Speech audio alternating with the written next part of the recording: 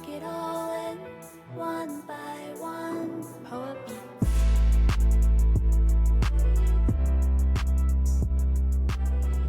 Greetings, beloved. Rev here. Hey, listen, today we've got a fabulous episode and we're getting ready to jump right on in. This season will be dedicated toward AI and data centers. We are sounding the alarm on data centers right now, and we want to start with one of the most preeminent guests that we've got. Representing one of the most preeminent organizations that we're in collaboration with, and that of Brandon Forrester and Media Justice. But before we get to Brandon, beloveds, we can't help but to bring in our fabulous co-host. Lizzie Harper is not only the co-host of the People Power podcast, she's also the deputy director of the People's Justice Council. Lizzie, how you bringing power to the people today? Well, hello and good morning. Glad to be here as always. It's a wonderful day. We're finally getting some rain here in Georgia. So I'm personally feeling refreshed and renewed. And, as we are fighting this fight, it is important that we pour into ourselves. And I feel like I was able to pour into myself this past weekend. And Rev, I hope that you were too. I really was, Lindsay. And I got to tell you, just thinking about the fact that it's raining, it's also been raining here in Alabama. I've been in Alabama this week, and so it's been raining here as well. And we desperately needed rain in both places. And this really leads into our conversation today because this is one of the biggest reasons why we are sounding the alarm is the fact that of the water threat that we have and that we're already under. But to talk even more about bringing these types of things to life in media, bringing an advocacy voice to nonprofits and really making them front facing is media justice. And we've got one of media justice preeminent organizers in that of Brandon Forrester. Brendan, how we bringing power to the people today? Yeah, I mean, we're doing this podcast. I think that's how I'm bringing power to the people today. Definitely. We also got rain here, and you can't see out here where I'm pointing, but we got rain out here in Maryland also. So we're all getting some rejuvenating, refreshing rain today. Nice, nice. Brandon, just if you would, just tell the people a little bit about yourself and about media justice. I'm an organizer here at Media Justice. I've been here for about 6.5 years. We're a movement organization. Um, I know, people hear media justice and sometimes they think that we do media work. We do some narrative work. We do some media work like y'all do too. That's part of organizing. But really, we've been around for about 16, 17 years now. We started as a youth media council in the Bay Area, and really we've grown. And for the most of our life, we've been a network organization, and the folks who were our membership were other local organizations. So that might look like your local kind of abolitionist organizations trying to take down prisons and jails. So a lot of local Black Lives Matters chapters or BYP 100.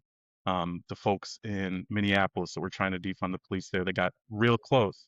But we also have folks that are part of our network that were community media partners, like independent media, community media, the folks like your public access television stations, low power FM radio stations, and then we have folks from all different kinds of other areas that are doing local work that is being impacted by media technology, whether it's folks that are doing immigration justice work, folks that are doing kind of Black economic empowerment work, folks that are doing utility justice work, energy justice work.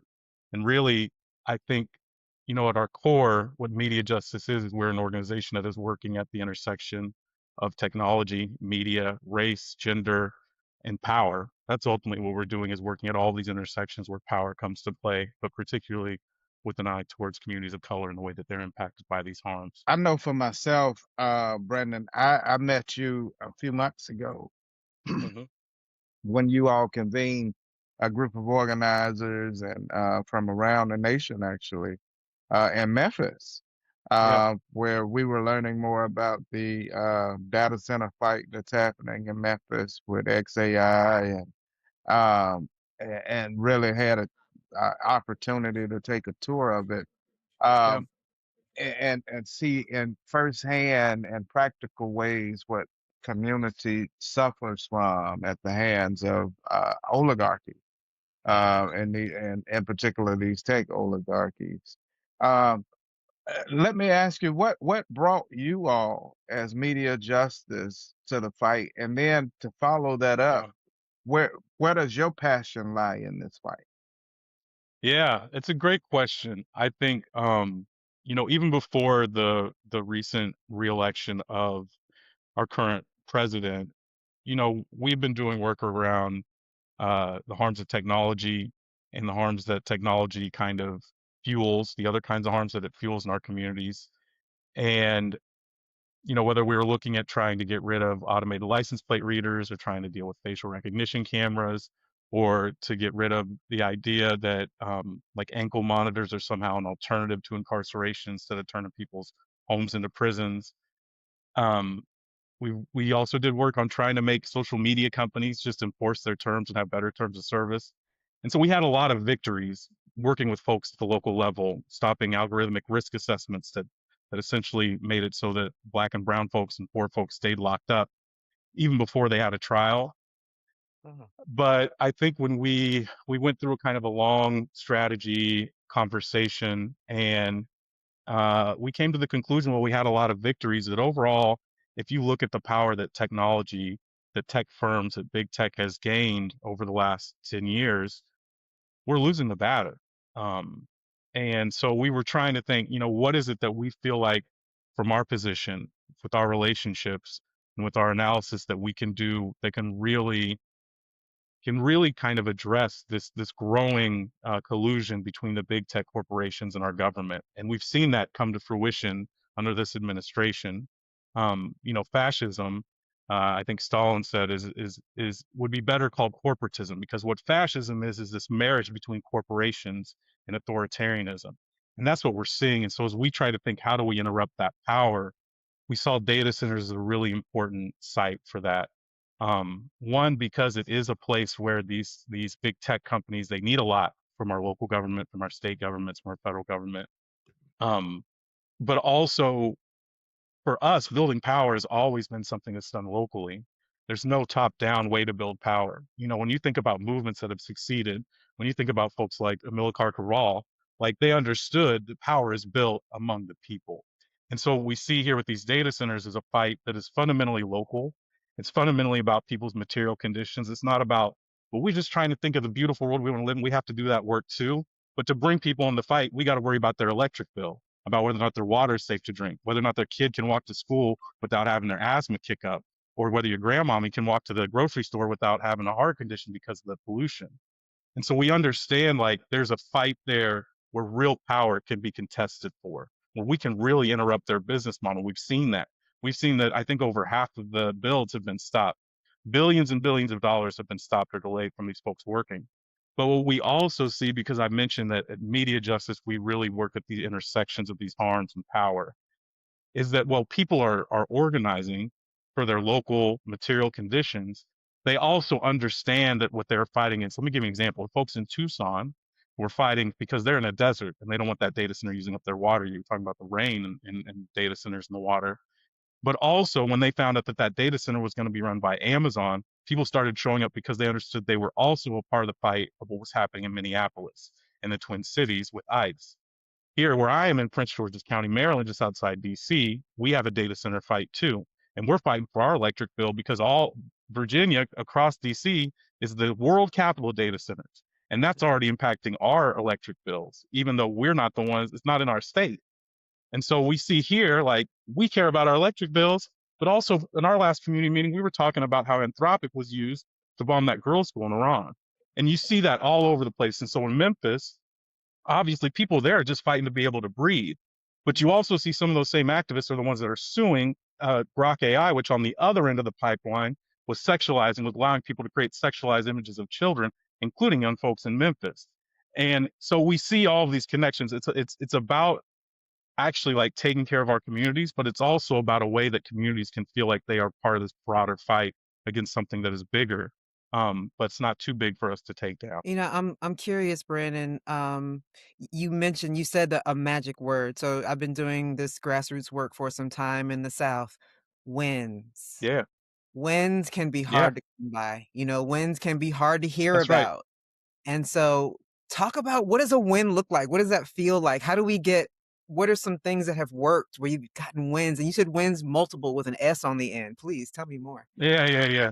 Well, I was thinking about some of our historic work. So one example is something. And this is an example. Sometimes the way that our work looks is we're hearing from the folks that are part of our network or we're in relationship with, and understand that they're all dealing with a similar issue and they need similar resources. And so, for example, with the algorithmic risk assessment, the pretrial risk assessment algorithm, so we're essentially saying keep Black folks locked up even before they get their trial. We Mhm. created resources so that folks could take that and fight that locally. Same with the ankle shackles, the electronic monitors. But there are other times, like with prison phone justice, where folks realize we actually need a federal intervention.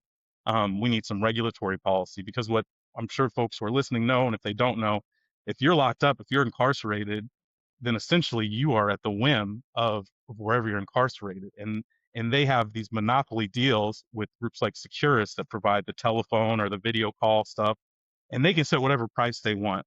And so we work with a lot of national partners and a lot of local folks to bring that to the FCC, the Federal Communications Commission, and get a regulation that was passed that would limit the rate of prison phone calls. Now, there was some shenanigans that happened with Supreme Court. We ended up having to get a law passed also. And when I say we, when I say we, I mean the broad we. There's a lot of folks that were part of this. The Martha Wright Reed Act passed, which made it so that federal law could set and the FCC could dictate what prices were charged. And so that's an example of a win. That's not abolishing prisons and jails though, which, and so like some of these wins are things that we believe are on the path to where we're trying to go towards liberation.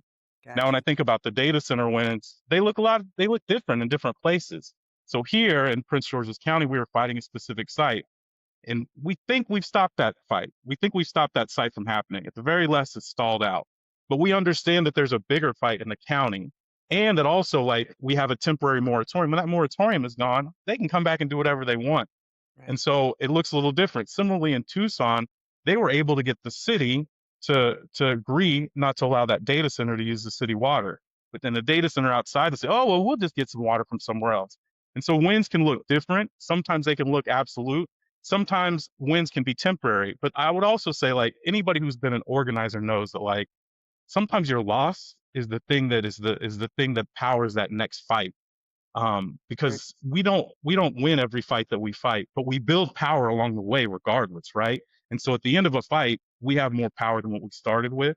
Um, yeah, and there are all kinds of different wins in the data center fight and the fight against technology, and I can go on and on and on, but I don't want to just ramble on you.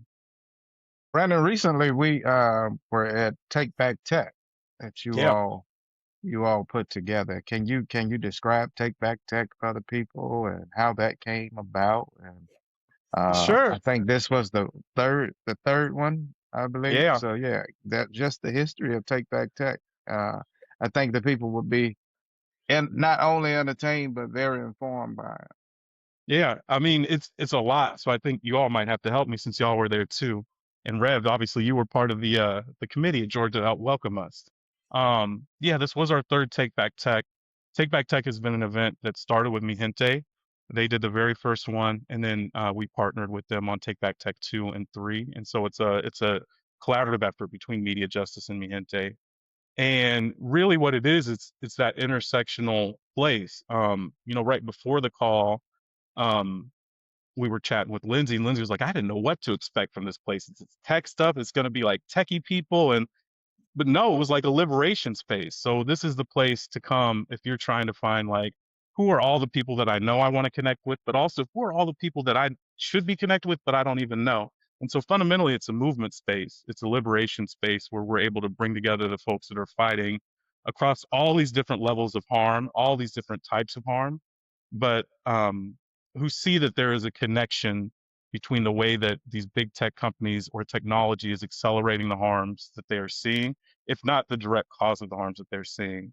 But I mean, it's so hard to describe what the space is. What I'd say is we were planning to have about 300 or 400 people, and we had to keep opening it up and opening it up and opening it up. And so we had about almost 600 people that were there. Wow. We had local folks that came in and really welcomed us to the space and helped folks to understand who had not been to Atlanta before, what it meant to be there, what that city was for movement. We had local indigenous folks that spoke to us about the land and what that land meant, what we needed to understand about that land. We had music, we had drummers come in, we had great food, we had art.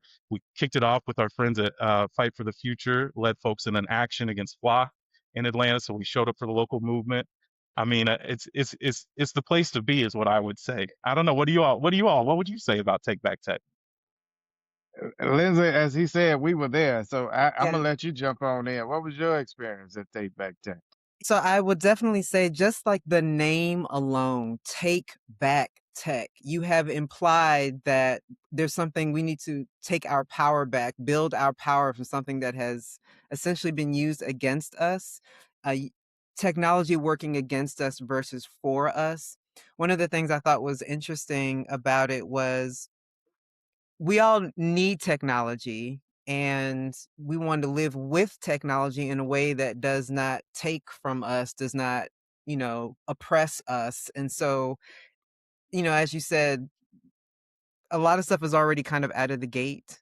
So how is it that we can work with each other? How is it that we can learn from wins? How is it we can learn from communities? Like I've met people, there's one particular panel, there were like maybe 4, 5, 6 people up there, all from different sectors who had all been impacted by like data and AI, like in a different way. And I just really hadn't thought about it before. And so I'm just curious, what one thing I would like to kind of specifically know in your exposure and experience with Take Back Tech, what are some of the learnings and the gains, and I could say some of the building in community that has happened from, I would say, the second one to the third one? And what do you kind of anticipate going into the fourth? Because, we're this AI thing is out of the gate. We're Yeah. at the beginning, but it's definitely there's so much more to come, right? So where are we going with all of this power building? What do you see from your perspective? Oof. That's a great question. And if I could tell the future, I would have won the lotto and I'd be funding this movement. Uh, yeah. What I have seen between 2 and 3 is that, I think that people have obviously understood the way that kind of big tech through social media companies or big tech through our privacy and our surveillance has been impacting our communities and our movements. Um, but it felt like almost like a state change in the last few years. I think I think with the reelection of our current president, the way that you saw all of the tech CEOs kind of genuflecting to him, the way that you saw all the media companies paying bribes to him, um, I think everybody that was at our last Take Back Tech in Chicago, Take Back Tech 2, which there I think we were close to like 300 people. Like I think they understood that that was the risk. That was why we were organizing. But I think that now people are actually seeing the things that we were most afraid of that were possible. The word unprecedented is the most used word of this presidency because everything that happens we didn't think was possible. And so Right. I think kind of the difference that I saw is that there is no community fight for justice or liberation that does not understand the way that big tech CEOs and that we call them the tech oligarchy is is uh is in some ways behind the harms that they're experiencing. And they are plotting for us to be um they don't even see like they don't even care about humans. Like they're not interested in the future for us. They're interested in the future for them and for like some version of them uploaded to computers or something. I don't know. And so yeah, I think what we saw was that all of these seeds that we've been planting, all of the seeds that people have been planting all across, you know, they're growing. They're growing. We're growing together and we're figuring it out. And what's to come out of Take Back Tech 3, I think we're still figuring that out, honestly. All of us. I think we work with you all. We're trying to figure out kind of what that partnership looks like coming out of Take Back Tech, right? We have some ideas, but we have to figure that out. We had a lot of folks in the data center fight from all across the country, even folks from outside the country. But I think it takes time to be thoughtful about what we want to do together. And so we know that we want to keep building power. We know that we want to build relationships across these fights and that we can build power across these fights. But I think I think in some ways it's still to be determined what that looks like beyond saying like we are in it for the long haul. We know that there are more people joining these fights because, like you said, these data centers are spreading out everywhere, and so um, it's bad for our communities, but it's good for organizing. You know that we are building, not we MJ, but we, the folks on this call, the folks that are listening, we're building a movement for a different kind of world than the one that we live in now, because folks are starting to realize what we're seeing is unacceptable, it's unlivable, it's inhabitable, inhospitable. We can keep going. It's bad, and we're not sitting for it anymore. Yeah, and I Yeah, think you said I it, Brandon. mean, Oh, sorry, I'm just sorry. Go ahead, one Lynn. last quick thought. I think you said it, Brandon. This data center fight feels like an umbrella that the movement has needed for some time, right? And bringing people together under kind of one, yes, it's still got the tentacles. However, we can all kind of like point in the same direction. And there's definitely, I think, some more work to be done to figure out how we all move in concert together. But I think you're right. Yeah, and that's one last thing I'll say to that too is like what's beautiful about it is it's not a movement that is just mobilizing. Like I think the mobilization that we saw under the first Trump presidency was great. The Women's March, all the indivisible, like that's wonderful.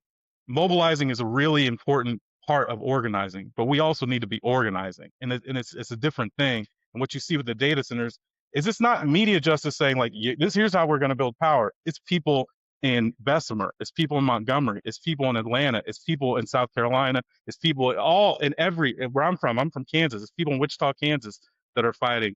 And that is the only way we can build power is locally in our communities. And yes, that power can grow and be a network, but like what's beautiful about it, it is not there's no national leader that is setting marching plans for anybody. Everybody is fighting their fight on their own and they have to figure it out. And it's a struggle because some people are not been a part of movement are now jumping into a fight, um, but it's a beautiful thing. It's a beautiful thing. It's a beautiful thing, Brendan, and it's a scary thing Yeah, as well because though we have individualized fights and even local fights, the grid is connected.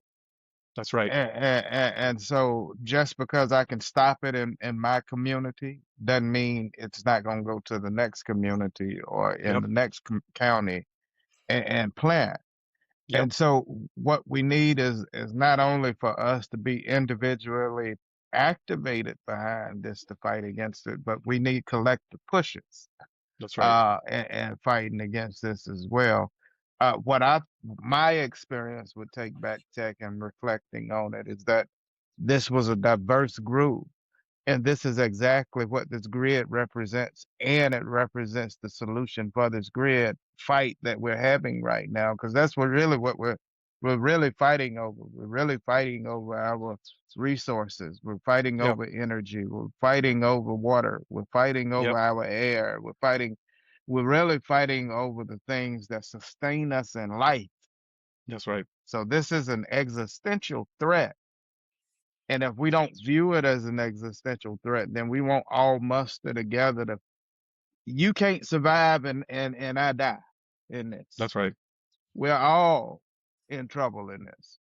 Yep, And so collectively we've got to fight. Individually, we need to be mobilized. We need to be activated. We need to find our passion around this. We need to that's find right. our skill set to bring to the table in this. But collectively, we got to fight. We got to fight together. Absolutely.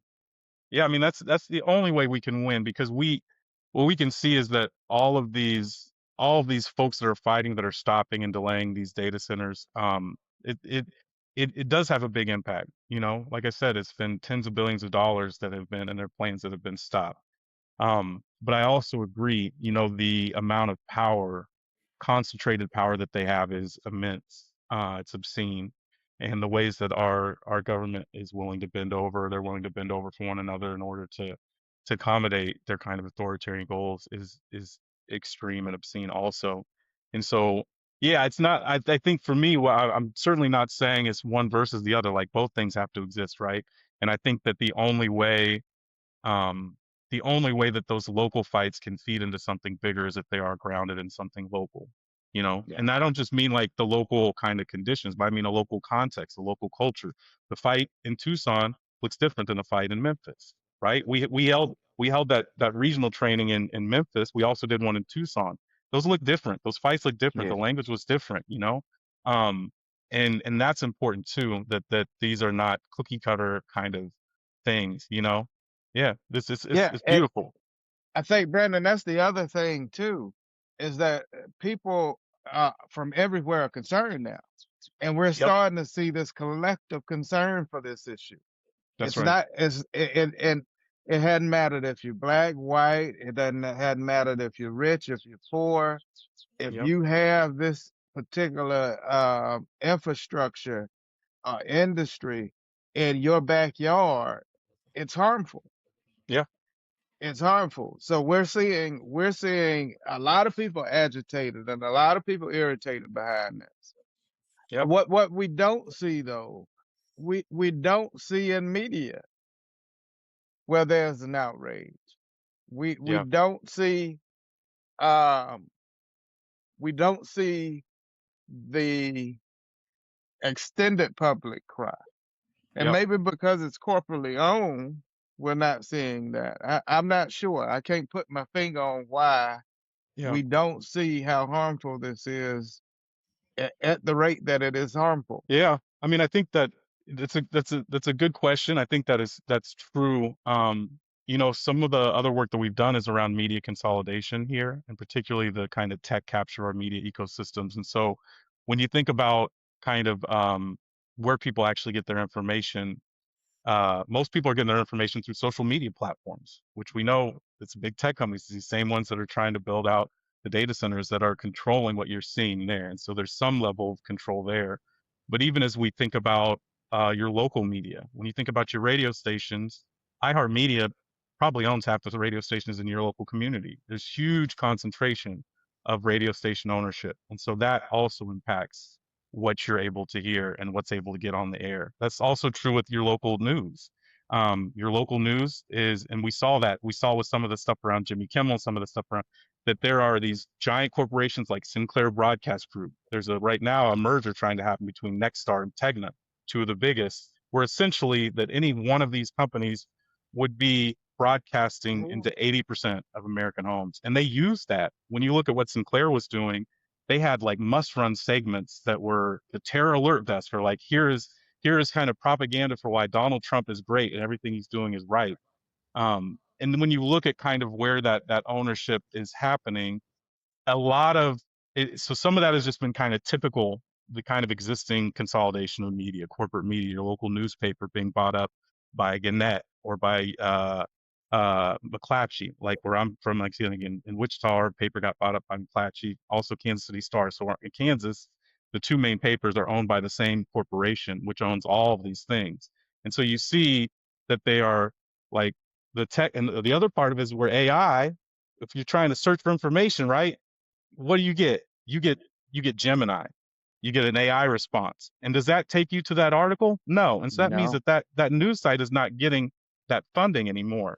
And right? so it's like attacking the business model of our media and our news ecosystem. It is controlling algorithmically. You see, Oracle is now in control of the TikTok algorithm because they want to control what we can see and what we can say. It sounds Right. conspiracy, but that's literally what they say. Like that's not my conspiracy. That's their conspiracy. The local news and radio is owned by these big corporations. And then even the places that are not owned by them, a lot of them have kind of deals with AI companies, whether it's about letting them train on their stuff or even the AP, Reuters. If you look at some of the Reuters, which is a wire service, so they do reporting that a lot of people pick up. It's terrible. It's all AI now, and so Mm. it's like the really part of this AI in the data center fight, what I would say is the reason you're not seeing is because there's also a corresponding fight that we need to do to rebuild local media and community media and the ability of us to be able to control our own narratives. Because the class that owns our media ecosystems has no interest in our interests. They are aligned with the other billionaires, whether they are big tech, and most of them are. You know, if you think about it, a lot of my fight has been against internet companies, your Comcast. They're a big tech company and a big media company, and so almost every big media company is big tech. Almost there's all interwoven in ways that makes it really difficult for us to be able to break through with our narratives. And so we have to be really smart, we have to be really creative, and we have to take we have to take narrative power. We can't just expect that if we tell a compelling story, they're going to run with it. So, yes, you just listed all the things. It sounds like, we are captured media-wise, right? Yeah, And we just talked about how, this is like a uniting issue. So what I that's haven't right. seen with all of this capture, it really hasn't been able to influence people's actual experiences on the ground. That's right. Talk about it all That's you right. want to. You can talk about how great it is. You can have it shoved down your throat in all the ways that you're interacting with the web. But for instance, there's an article, I've been following a little bit how Alexandria Ocasio-Cortez, AOC, has been talking to Alabama and Georgia folks about the impact of Yep. water and data centers in their area. And on its face, it's like, okay, but it's like, AOC has been a lightning rod and a polarizing figure for some time. And so when you put AOC and Alabama in one sentence and one headline together, I mean, I can't help but be like, okay, so what exactly are we talking about here?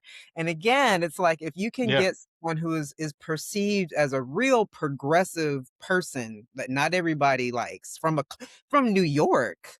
We don't do New York down Yeah. here. You know what I'm saying?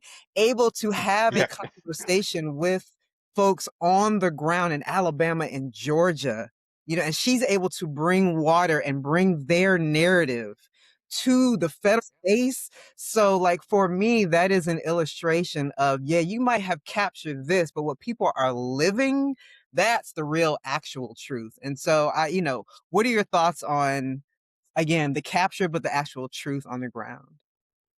Yeah, well, one, I would say for the capture, check out our most recent report, Media Capture, that is about the tech capture of media. It goes into a little bit, but I think you're absolutely right. Despite all of the challenges we have, we are able to break through, and that's why I say we have to be creative about how we do it. We have to think about how as we're building these fights, we're thinking narratively.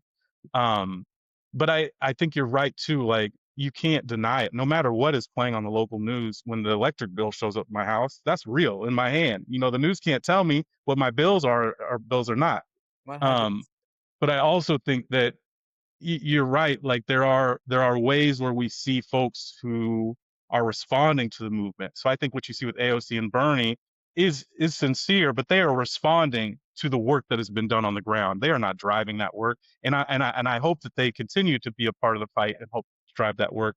But what you're seeing with them is response to power that is already being built. But you also saw this, and so I think that again, like we have to think about how can we break through the culture because they can try to commodify the culture, but we are the ones that are creating culture, right? Hmm. When I say we, I mean specifically black folks. Black folks are creating the culture in this country. Queer folks are creating the culture in this country. And I saw one example of that breakthrough when SZA was talking about on IG, like y'all are using AI. You know what's happening to folks in Memphis when y'all are doing that? Like those are the ways that we are able to break through their capture of the media. Is when we see people, and I don't mean to like glorify celebrities, but like obviously somehow that got on her radar, right? And then she put it on a lot more people's radar. Or like this is a funny small story.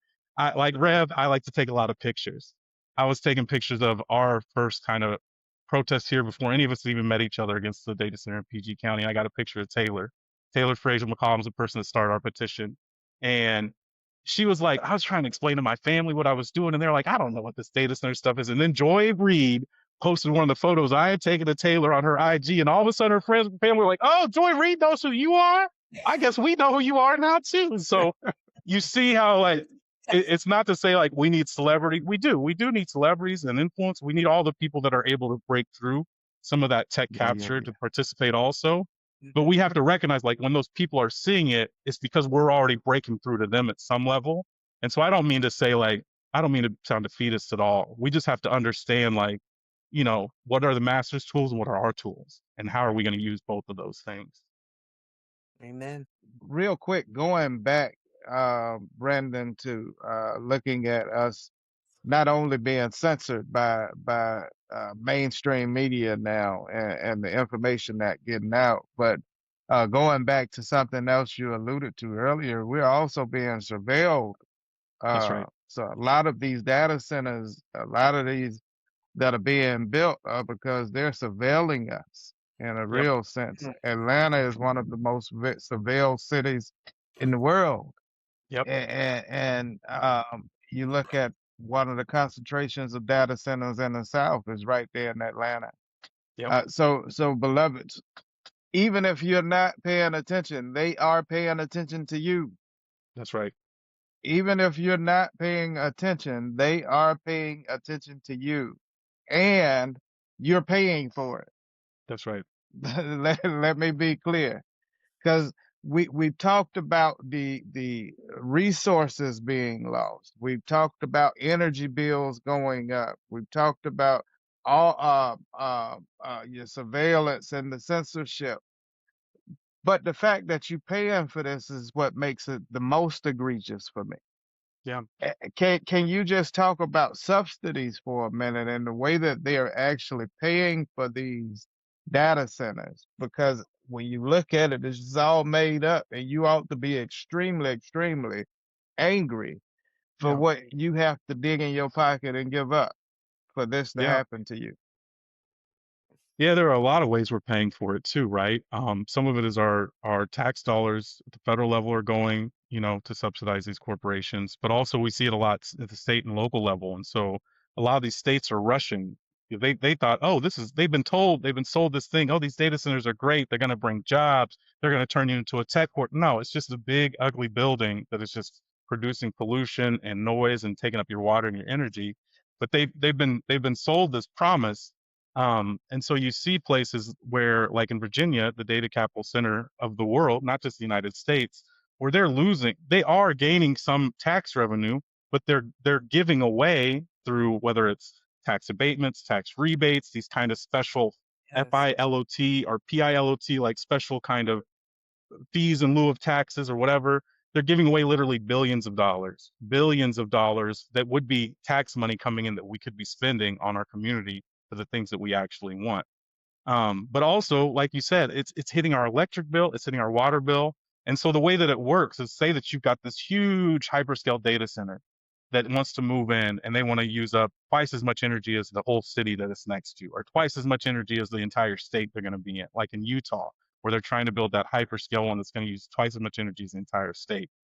Now, typically the way that private utilities work, as you all know, is that when they build out the capital, when they have capital expenditures to build out more lines or build out more this, that's how they make profit. That's what Right. they're able to raise your fees on. That's how they're able to make your bills go up, is by building out, building out, building out. And so they love these data centers, because the data centers saying you got to build out, build out, build out, build out. And so not only are we subsidizing them, not only are we not actually collecting revenue from them, but also it's us, it's the individual ratepayers who are paying for the infrastructure to be built for them to be able to have this electricity. And where we are not paying for them, where they are trying to build their own, whether it's because we're saying no, or there's just not the capacity, or there's local pushback, like in Memphis, they're just building out these diesel turbines, dozens and dozens and dozens of them, that are essentially pumping cancer and heart attacks into the air. And so even when we're not paying directly for that infrastructure, we're paying for it in other ways. Like it is impacting our pocketbooks. If you have to go to the hospital because you're having an asthma attack, or because you're having a heart attack because of the pollution, that is costing you, right? That is an externality that they're putting their pollution onto us that we're having to pay for. So there are all different kinds of ways that we're paying for it, but there are very, very, very few ways that they are paying anything back to us. And so folks hear about the tax revenue. It's a joke. It's a sham. It's not a lot. I'll give one last thing. I'll give an example here in PG County. We do have, like a lot of places do have, we do have kind of a deficit. We have, I think, over 150 million deficit here. The amount of taxes we get from that huge data center that would raise the rates of everybody's electricity in PG County would be like $6 million, which would not do any, like, so maybe if we build 200 data centers, then we can take care of our tax, our deficit, but then we're all going to be paying more than that, like $200 more on our electric bill every week. And so the math doesn't exactly math, but there are many ways that we are paying for it, and there are very few ways that we're benefiting from them, if any. Well, y'all heard it here first. Well, maybe not here first, and maybe you hadn't heard it first, but you're hearing it again. The math ain't mathing, beloved. The No. math ain't mathing. That's what you That's right. need to hear out of all things right now. You need to know that the math just ain't mathing. When we look at what we give up, the burden that we have to bear, it far outweighs the benefits of having the convenience of somebody telling you everything and you not having to think for yourself. Mhm. Somebody doing Yep. everything and you're not being able to do for yourself. I just want to say, Brandon, I appreciate you. I've learned some things during this call, and I want to say thank you, but I also want to tell you something. As Yeah. I mentioned to you, I've been in this work for some time, and it's really hard work. There are not a lot of wins, there's not never enough Yeah. money, people aren't necessarily paying Yep. attention. However, that Take Back Tech conference reignited something in me. I'm being 100%. Mm, mm. So y'all, your Yes. work that you're doing, the work that Mihente is doing, bringing folks together across the country, it's working. It is working. So please keep Yeah. up the good work. And I'm looking very much forward to continue working with you going forward for sure. Awesome. Yeah, I'll say, we realize the importance. Part of our strategy is to convene people, right?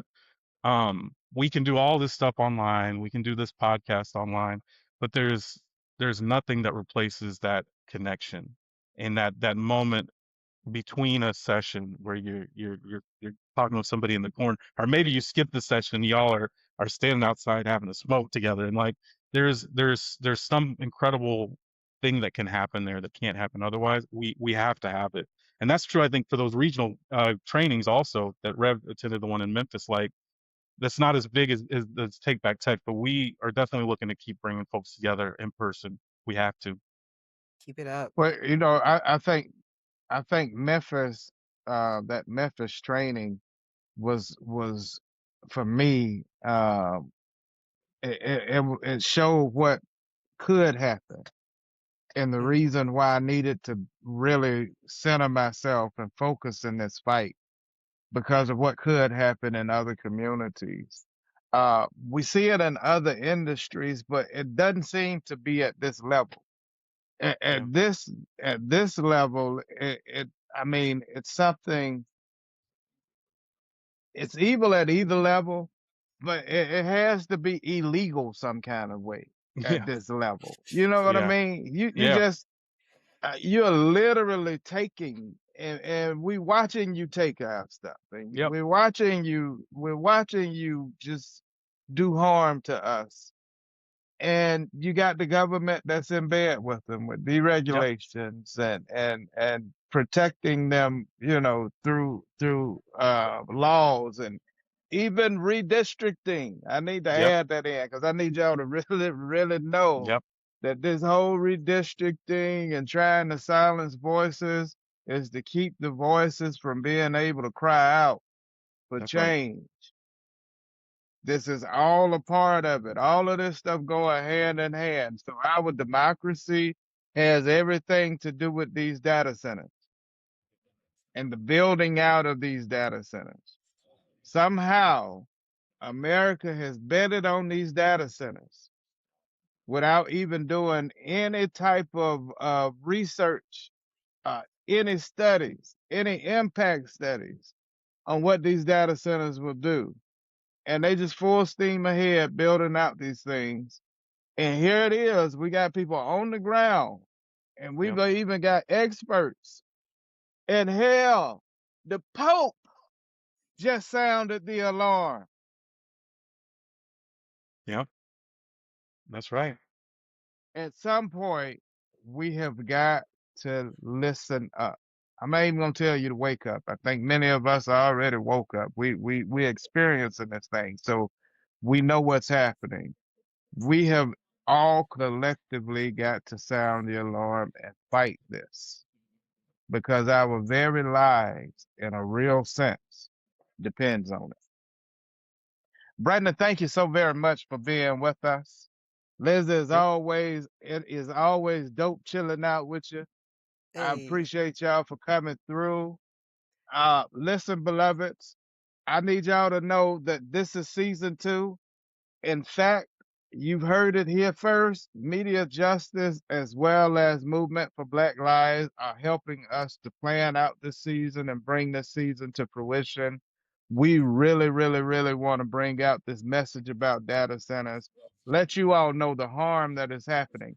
Something that I've seen in media, I've seen a lot of reports about data centers. I've seen a lot of reports about the natural resources. I've even seen some community reports where people are in community. Um, Usually, I'm seeing middle class white people or either rural white people that are speaking about this. And the reality is, a lot of this sits in our communities. And we need to be able to put this out about what's happening in our communities for our people. Anybody else can listen in and get these lessons. Come get these lessons. But we really want to give a message out to our people and sound the alarm because this is happening directly to us in our communities. The last thing I want to tell you all, we all have a tool if you've got a phone. If you can record anything else, you can record the harms that are happening in your community. If people see it, they might want to ignore it, but they saw it. They may turn away from it, but they saw it. You can't unsee what you saw. So it's up for us to put our stories. It's up for us to put our messages. It's up for us to put our images out there so that we can bypass all the news.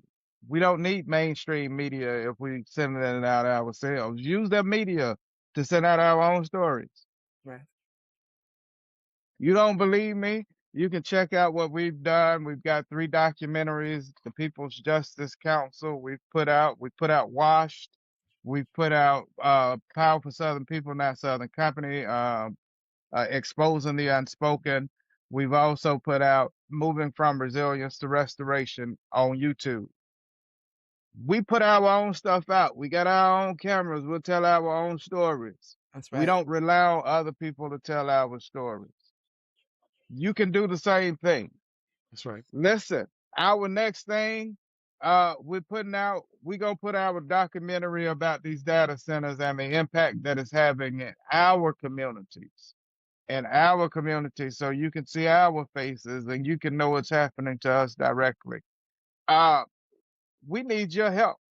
We can use your help in doing that. We need investment. We can't make it on our own. I can have a dream, I can have a desire, but if it's not funded, it is nothing but a dream and a desire.